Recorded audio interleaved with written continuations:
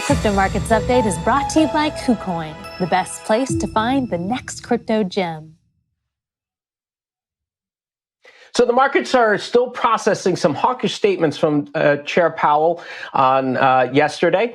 And joining us now to discuss is Marc Chandler. He's the Managing Director and Chief Market Strategist at Bannockburn Global Forex. He's also the man behind the wildly popular Mark to Market blog. Welcome, Mark.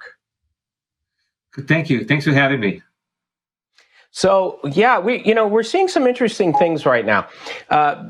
Chair Powell is insinuating, of course, that there could be a 50 basis point hike soon. We're seeing the yield curves. We're seeing kind of a flat, if not inverted yield curve. Those of us who have been watching the 210 spread, noticing that it's getting just tighter and tighter, and that could spell recession. So I've got to ask you this. We saw an engineered recession back in the early 80s by Chair Volcker at the time. And I guess the question is that something that we're potentially seeing happen now? That, hey, you know what, we got to put the reins on this inflation thing somehow, and that maybe that explains the aggression, if you will, by Chair Powell and some of what we're seeing right now in the yield curve. Yeah, I think you're right. I think that, many of the Fed's critics, I think, go from one horn of the dilemma to the other. On one hand, many people think the Fed is behind the curve. They were disappointed that only Bullard dissented at the last meeting in favor of a 50 basis point rate hike. Many people hope that Governor Waller, who was the head of research for the St. Louis Fed, that is to say, he used to report to President Bullard, and they were disappointed he didn't dissent.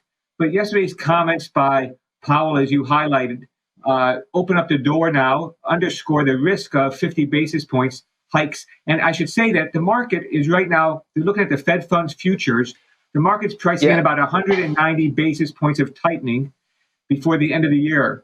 And the only way you can get to that is if there is one and possibly two 50 basis point hikes.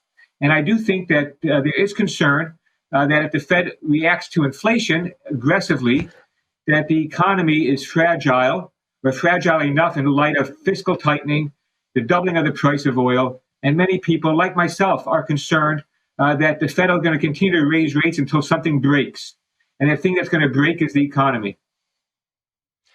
So, I mean, here we're looking at the bar chart of how the market is projecting Fed fund futures will go over the next up until 2023. But you said that you're worried about breaking the economy. But is it necessarily a bad thing in the sense that, look, we had this massive amount of fiscal spending happen during the pandemic. We've had 7.5% inflation right now. Is it an overheated economy that kind of needs to slow down as best as possible, that maybe you don't have to feather the brakes, but just a hard stop on it? Well, I think that, what are we really talking about? A hard stop. We're talking about, many Americans are finding it difficult to make ends meet because the purchasing power of their wages is falling. That is to say, the rise of the price of energy and the rise of food prices is going to depress demand. And we saw that in the last retail sales report. If you would exclude gasoline purchases, overall purchases fell. And so when we say about breaking the economy, yes, inflation is high, and that's really the issue. Can the Fed engineer a soft landing? Yesterday, Powell suggested that it happens many times. And I think many people in the market scoff at that idea and think that the Federal Reserve has not really been able to engineer a soft landing. That is to say, bring down inflation without triggering a recession. And that becomes the key. And you say, well, maybe a recession is a worthwhile price to pay for it. It's not my call to make that. And I think that what's going to happen is as the economy weakens, and Powell already hinted at this, right, that as supply chains open up, as the base effect takes hold, as more people enter the labor market because of expanding economy, like you say, 7% or so in Q4 last year, that this will help lower inflation. And so I think the Federal Reserve, and that's what I think is surprising many people, look at what the Federal Reserve did last week with their dot plot. They revised growth down, revised inflation higher, revised interest rates higher, but kept unemployment unchanged.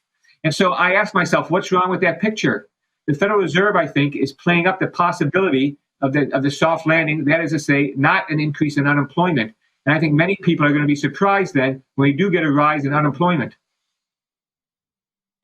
Mark, if you're saying that people are seeing their purchasing power go down, is that a reason why we're seeing Bitcoin potentially going up today? It's a store of value. People are putting their assets into crypto. We're also seeing that ETH is climbing above the $3,000 level. Yeah, I wish I could say that the crypto is really responding to fundamentals, but I think the chief fundamental here that crypto is responding to is the rise in equity prices. It seems to me that when I do a correlation of, say, Bitcoin to the NASDAQ, and what I'm interested in is the change in the Bitcoin and the change in the NASDAQ. And what you find is the correlation is over 60%. So what happened? The stock market is going bid. Think about what happened last week. Last 4 days of last week, the S&P 500 was up more than 1%. 2 days it was up more than 2%. 2 days up more than 1%. That is the kind of rally that risk assets like, and I think that's why crypto is primarily rallying. But I know you're right, too, that there are some changes coming up through Ethereum that promise to be to increase the efficiency and reduce its carbon footprint. That might be attracting some money and help explain why Ether is doing better than Bitcoin. But in the big picture, I think this is the thing that we've got to come to grips with is crypto is acting more like a risk asset than an inflation protection. Inflation has risen this year, and I think that Bitcoin is still down a few $1,000s.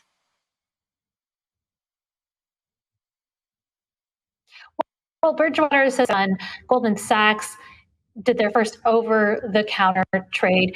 So I wonder, is the timing just coincidental? I'm not sure what the timing is. I think that these kind of plans that investment banks have like a long shelf life. They've got a lot of hoops to jump through, a lot of regulatory hurdles to get above. And so, so I think that maybe there was, we have seen crypto, Bitcoin in particular, trade in a range this year, or say in the last month or so, say between about $36,000, $37,000 to about $45,000. We're in that range, and I think many people are betting that range breaks to the upside, and partly because they also are optimistic on the stock market. So I'm not sure that the two are different. My sense would be that that gold has outperformed crypto this year, and that the higher interest rate environment also generally weakens the demand for non-interest-bearing securities. So, Mark, I do want to ask you about what factors you're seeing that lead to the correlation of what you said was 0.6 in the NASDAQ versus Bitcoin. Because when I run my correlations using a 90-day correlation, it's usually at about 0.3. So on a longer term, it doesn't seem necessarily related. But I mean, maybe on a shorter term basis, if you're calculating the correlations, I could see that potentially happening. That said, one thing that's tied to the strength of or the price of Bitcoin is the strength or weakness of the dollar. And right now, you're seeing some growing strength in the U.S. dollar, primarily because of the Fed's renewed hawkishness, if you will. I kind of want to call up a chart here that you gave us. It's on the Japanese yen, the dollar yen. So that's the price of the U.S. dollar versus the yen, and we saw this spike up, which means that the yen is weakening versus the dollar all of a sudden. So can you speak to that and what that tells us about the U.S. dollar, or is it just primarily just the relationship between the yen? Yeah, so no, I like this chart. That's why I sent it to you. The yen, partly because the dollar is trading at roughly, as you can see on this chart, roughly at 7-year highs against the yen. And there, I look at these correlations as to see. Because same thing to the point about crypto is that the correlations don't always seem stable. And it seems to me that the dollar-yen exchange rate moves between two main, like attractors, if you will. On one hand, the yen sometimes acts as a safe haven. When equity markets are falling, the yen tends to strengthen. We could talk about why, but that is a clear pattern. And the other pattern is when U.S. yields rise, so does the dollar against the yen. And what's happened in the last couple of months is a correlation between the exchange rate and the interest rate has increased, while the correlation between the exchange rate and the stock market has weakened. And so what seems to me happening here is that the dollar broadly So what happens, I guess what I'm really getting at is the aggressiveness that the Fed is talking rather than what they're doing is tightening up financial conditions, and this is setting U.S. rates higher than we're seeing in Europe and Japan. Remember that even today, as we speak here, one has to pay Greece to lend them money. That is to say, Greece's 2-year yield is below zero. It is kind of a shocking thing, and I think this is what's attracting money into the U.S., into the U.S. dollar. Widening interest rate differentials mean that one is really paid to be long U.S. dollars. And I think that is the sort of the current fad, and I would look for that fad to begin weakening as other central banks begin hiking rates more aggressively. Perhaps as early as next month, we could see the Bank of Canada or even the Bank of England continue to raise interest rates while the Fed doesn't meet until May. So let's step back a bit. Let's look at, just a little bit, 6 months to a year, which is kind of still fairly short term. We have the competition of attracting capital through all these interest rate hikes all over the world, if you will. And we're seeing in England, et cetera. And so what do you see happening over the next 6 months to a year? Granted, we're in the middle of a war, so not the U.S., but the world is watching Russia and Ukraine, and that's having effects in the commodity markets. Nonetheless, what do you see happening? Yeah, well, so for me, I think one of the things that I would emphasize is that typically, that is to say, the last 3 U.S. recessions were preceded by a doubling of the price of oil. And I know that many people, as we look at it as investors, we see higher oil prices, higher food prices as inflationary. But I really want to suggest to you that it acts as a big brake on the economy. It's a big tax on consumers. It's a big tax on us, on our households. And so what I'm worried about, and I think is going from a risk scenario to more of a baseline scenario, is that the U.S. economy cannot cope with tighter fiscal policy, tighter monetary policy, the doubling of the price of oil, the maturing of the inventory cycle, and the drawdown of American savings. And so I think that not only do we head for recession, but so does Europe. And I'm not sure whether it's a deep recession or a shallow recession yet. I think it still has to be played out. But I think we should be preparing for that. And the higher interest rates is part of that story.